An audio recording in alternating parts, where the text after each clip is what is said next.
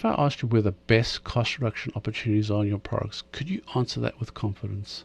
Not just generally, but specifically which components, why those items, and what would you actually do about them? Most teams can't.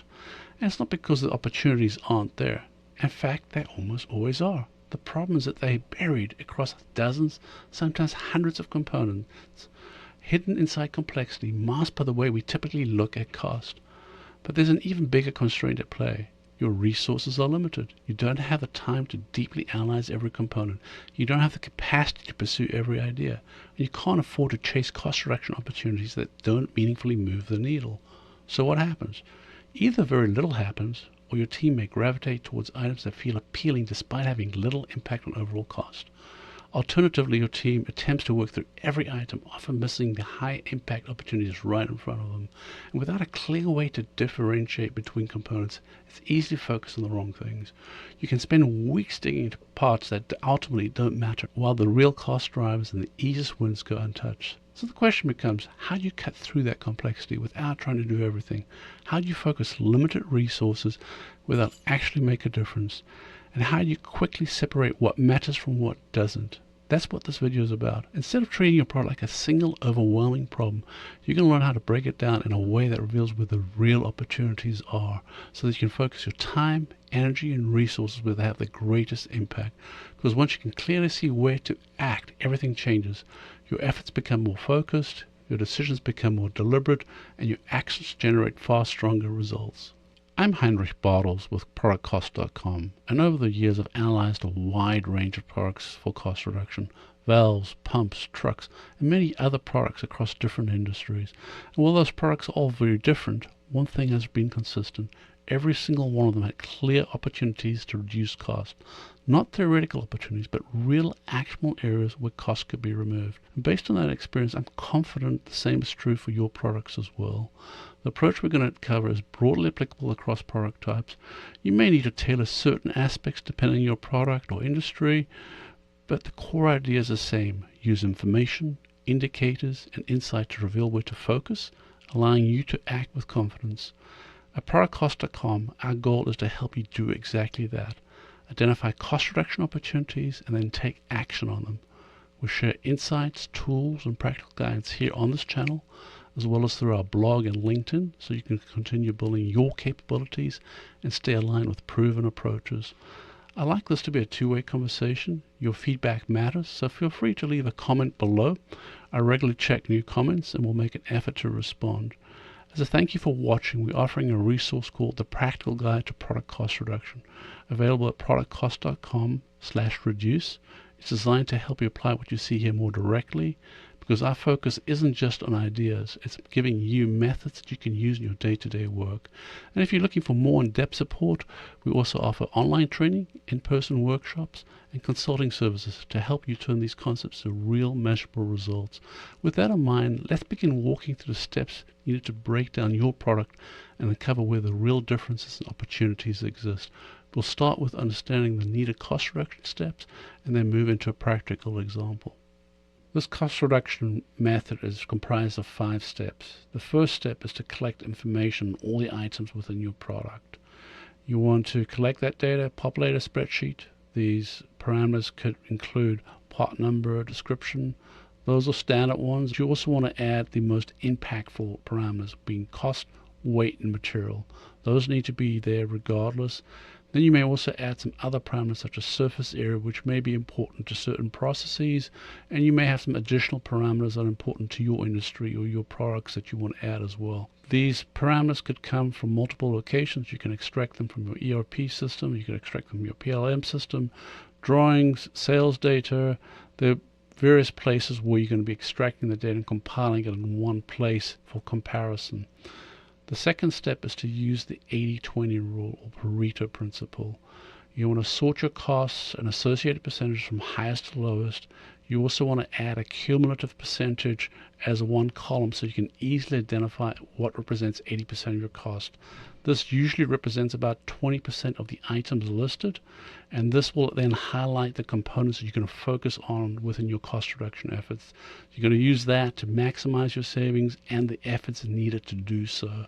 The 80-20% split is a guideline and somewhat dynamic depending on your product, on how big the product is, how many items you have within your product. You could be anywhere from 75 to 85, and it'll still be realistic for this method to be used. Step number 3 includes indicators. The most important indicator that I've used so far is the cost over weight ratio. And it's very definitive. It normalizes the cost, allows you to have a more meaningful comparison across many components. It identifies unusually high ratios, and you can compare that with the categories for that item, see whether you have a similar category item, and if it's high for that category.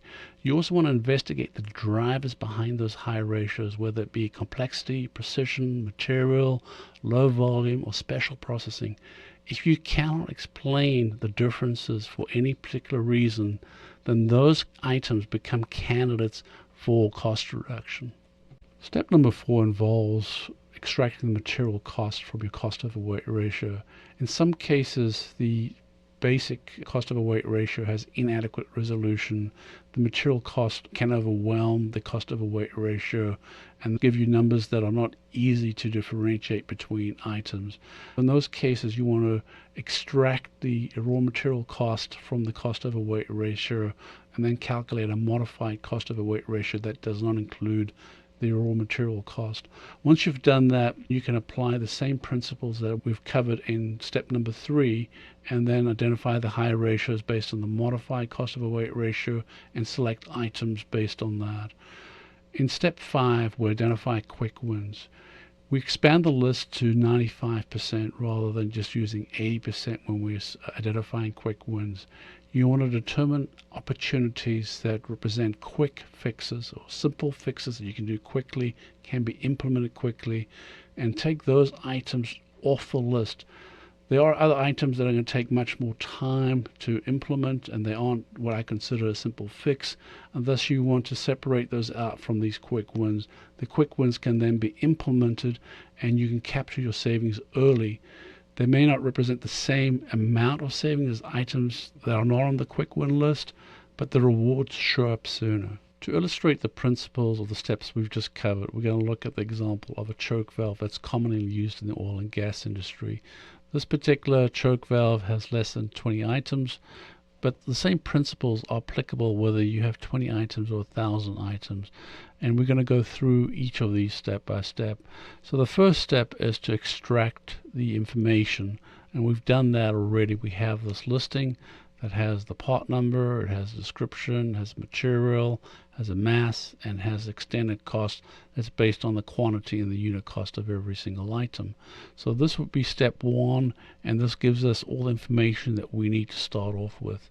Next, we're going to apply step 2, which is the 80-20 rule. And we're going to go ahead and underhide these two columns. When we look at these two columns, we have the percentage cost of the total. So we have 180 here on the first item, and that is about 19.6% of the total, which is $922. And then that goes from 19.6% to 100% down here.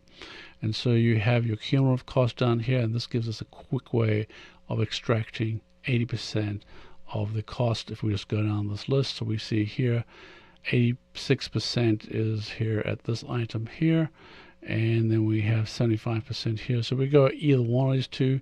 For argument's sake, we're just going to go to the top 6. This is a small listing, and we might as well go ahead and look at the first 6 rather than just the first 5. It's a fairly quick comparison to do, and we can quickly extract what we need.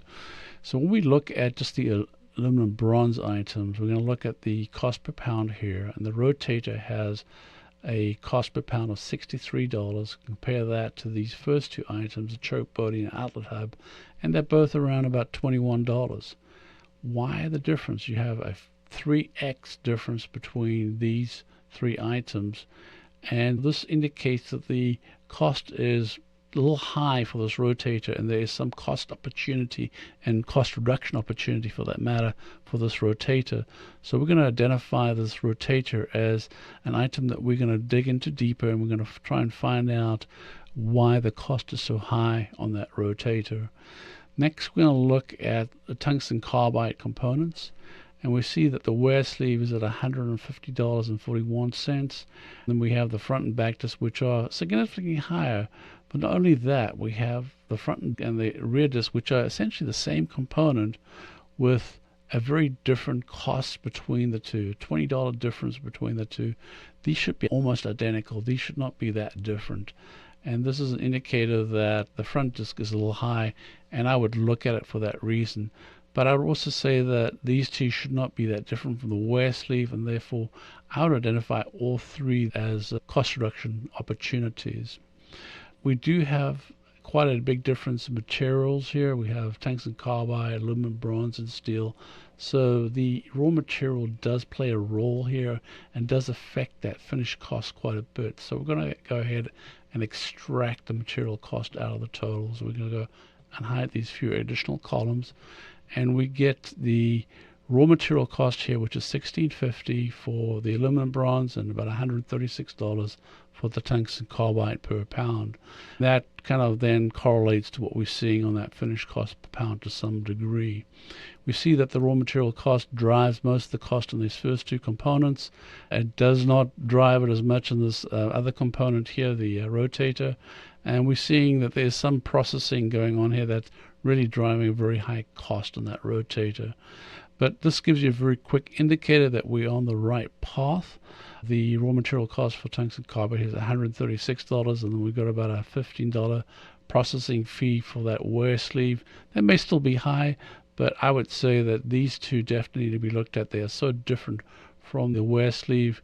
Going from $14 to $60 and $40 shows that these two have something that could be reduced on. So we're going to select these three items here, and these three items would then be the items that we're going to do further cost reduction initiatives on.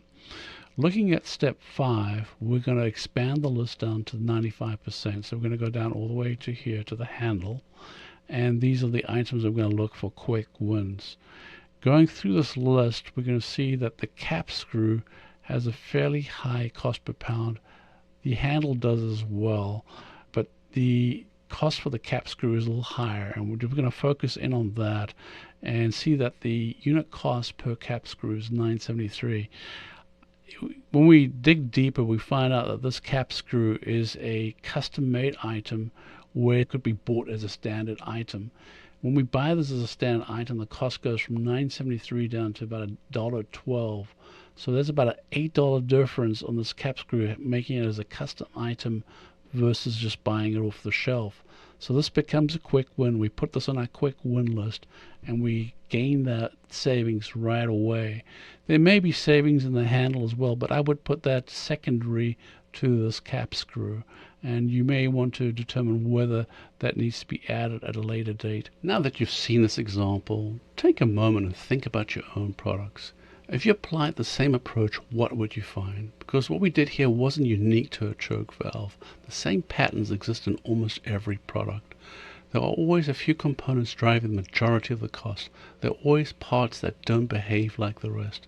And there are almost always outliers, places where the cost doesn't quite make sense. The difference is whether you can see them. And that's what this approach gives you. It turns a complex product into something you can analyze with clarity. It gives you a way to move from analyzing to understanding to acting. And just as importantly, it helps you make better use of your limited resources. Instead of trying to do everything, you can focus on what matters most, the components that drive cost, the opportunities that are worth pursuing. That's where real cost reduction happens. It's not by doing more, but by seeing more clearly. If you apply this to your own products, you will find opportunities. That's been true for every case I've seen. Take a look at the video above to understand how to turn low-hanging fruit into quick wins.